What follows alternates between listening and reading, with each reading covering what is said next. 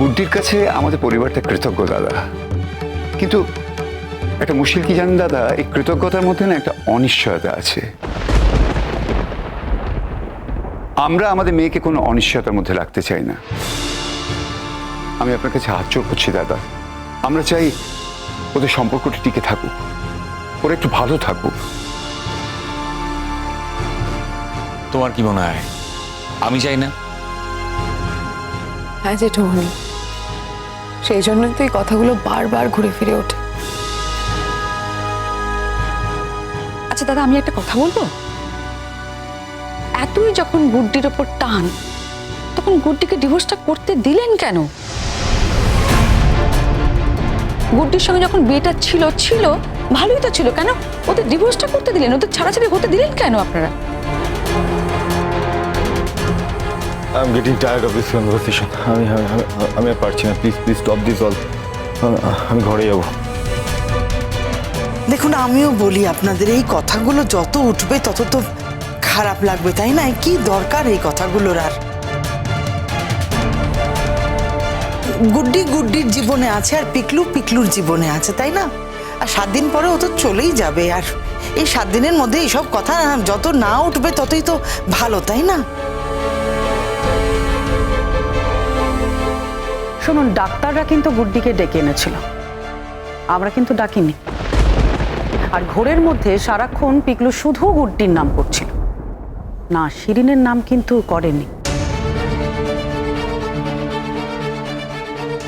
হ্যাঁ, সেটা দুঃখজনক হলেও সত্যি তো। শিরিন, তুমি এমন ভাবে পিকলুর মনে জায়গা করে নাও যাতে এরপর থেকে, ঈশ্বর না করুন, এরকম কোনো দুর্ঘটনা ঘটে। চেতনে অবচেতনে যাতে পিকলু সারাক্ষণ তোমার নামটাই না, গুড্ডির নাম নয়।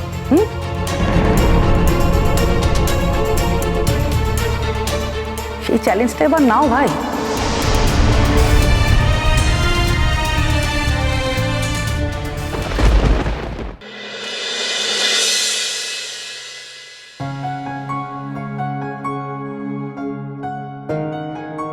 Good morning.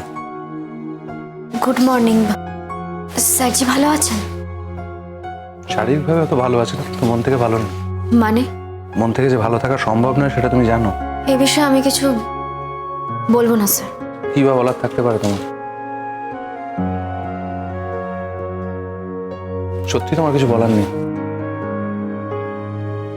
তোমার যা করা সেটা তো তুমি যথেষ্ট করেছো, আর কি বা করার থাকতে পারে?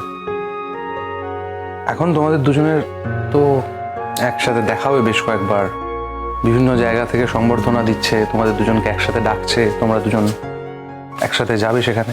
আমি এসব কিছু ভাবি না।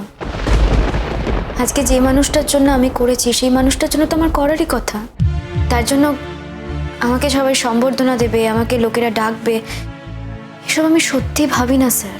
কিন্তু তোমায় যখন বলছে তখন তো তোমায় যেতেই হবে। যে কাজের সাহসটা তুমি দেখাতে পেরেছো সেই সাহসটা আর কেউ দেখাতে পারেনি গুড্ডি।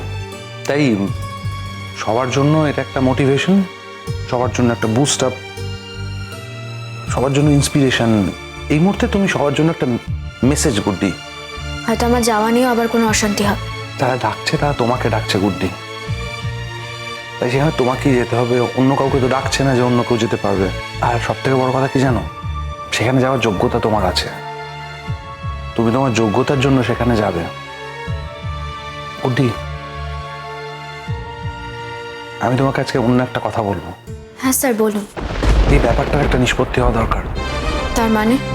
দেখো, প্রথমত আমি যে ব্যাপারটা চাই, মানে আমি শুধু একা চাই না, আমাদের ফ্যামিলির অনেকেই বুঝে গেছে যে পিকলুর মন জুড়ে শুধু তুমি আছো, পিকলুর সবটা জুড়ে তুমি আছো। শিরিন কোথাও নেই গুড্ডি, কোথাও নেই। পিকলু শিরিনের সাথে সম্পর্কটা শুধুমাত্র ভদ্রতাবশত রক্ষা করে চলেছে, দ্যাটস অল, এর বাইরে কিচ্ছু নেই। সেটা তো অন্যায়, এটা উচিত নয়। ওরা তো একে অপরকে দেখে শুনে পছন্দ করেই বিয়েটা করেছে। জানো তো গুড্ডি, মানুষের মন খুব বিচিত্র, তারপরে কোনো জোর চলে না গুড্ডি। কেউ জোর খাটাতে পারে না, আর পারলেও সেটা একটা প্রিটেনশন, একটা উপর। আমি জানি গুড্ডি, তুমি কোনোদিন জোর করে ওদের সম্পর্ক ভেঙে ওদের সম্পর্কটার ভেতর ঢুকবে না। সেটা আমি জানি। সে কথা আমি কখনো ভাবতেই পারি না স্যার। আমার সংসার ভেঙে গেছে ঠিকই, কিন্তু তাই বলে আমি যদি একই ঘটনা ঘটাই তাহলে তো আর কোনো পার্থক্য থাকে না আমার সঙ্গে। আমি কোনোদিনও ওর সংসার ভাঙবো না। আর কি জানেন তো স্যার, শিরিন দিদি আর ওর পরিবারের প্রতি আমার কৃতজ্ঞতা আছে। সেদিক থেকেও আমি অকৃতজ্ঞ হতে পারবো না, তাই এসব নিয়ে আমি ভাবি না। কিন্তু তোমরা দুজন দুজনকে ভালোবাসো তো গুড্ডি। সব ভালোবাসা কি আর পরিণতি পায় স্যার? ভালোবাসা খানিকটা নিয়তির মতো, খানিকটা অনিবার্য।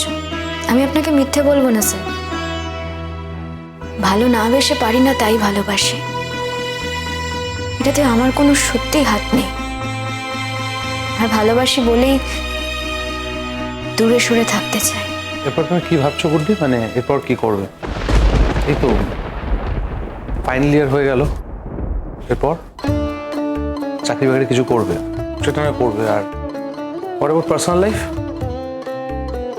ভাবি না স্যার। আসলে তুমি যতদিন না তোমার পার্সোনাল লাইফ নিয়ে ভাববে ততদিন বোধহয় পিকলু ওর পার্সোনাল লাইফ নিয়ে কিছু ভাবতে পারবে না। কি বলছেন স্যার? আমার এটাই মনে হয় গুড্ডি, আমার মনে হয় এক এক সময় যে তুমি সেটেল করে যাও তাহলে সমাধান হয়ে যাবে। পিকলু নিজের লাইফটা সেটেল করতে পারবে, নাহলে শিরিনুর লাইফটা হেল করে দেবে। আমি বলতে বাধ্য হচ্ছি শিরিনুর লাইফটা নষ্ট করে দেবে, কারণ শিরিন ভয়ঙ্কর রকম ইনসিকিউর, ভয়ঙ্কর রকমের ইনসিকিউর শিরিন। আমি ওকে পুরোটা দোষও দিতে পারছি না, ওর ইনসিকিউর হওয়াটাই হয়তো স্বাভাবিক। আর শিরিনের মধ্যে তো ঔদার্য নেই, ও সেই মানুষটা নয়। নিজের স্বামীকে ভাগ করতে কে চায় বলবেন একটু? তুমি তো নিজের স্বামীকে পুরোটাই ছেড়ে দিয়েছিলে, তাই না? তখন যিনি আমার স্বামী ছিলেন তিনি নিজেই আমার হাত থেকে মুক্তি চাইতেন। যখন মুক্তি চাইনি গুড্ডি, সই করার আগের মুহূর্তে যখন তোমাকে পিকলু উল্টো কথা বলেছিল তখন তো আমি কথা দিয়ে ফেলেছিলাম। আর যখন ওনার মনে হবে আমার থেকে মুক্তি চাইবেন, আবার যখন মনে হবে আমাকে নিজের কাছে আটকে রাখতে চাইবেন, এই সব কিছু নিয়ে আমার মনে অনেক সন্দেহ ছিল।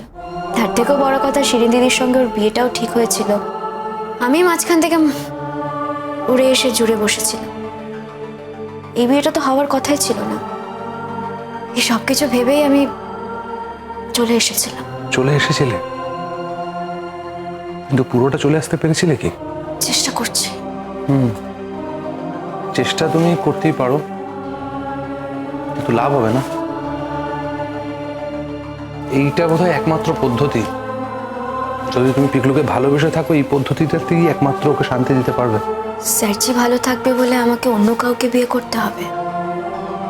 সে অন্য কাউকে যে ঠকানো হবে তার কি হবে? তার কি দোষ? পৃথিবীতে না অনেক মানুষ থাকে যারা যারা এইভাবে সংসার জীবনটা কাটিয়ে দেয়। আসলে মানুষ বাইরে থেকে একটা, কিন্তু ভেতরে না অনেকগুলো মানুষ থাকে গুড্ডি।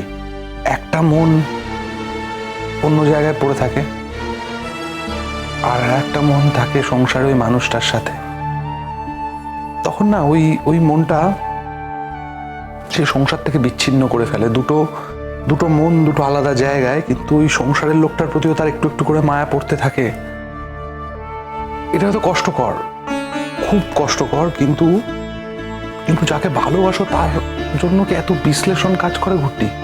আমি না আর অ্যাকচুয়ালি আমি আর কোনো পথ দেখতে পাচ্ছি না, আমি আর কোনো উপায় দেখতে পাচ্ছি না গুড্ডি।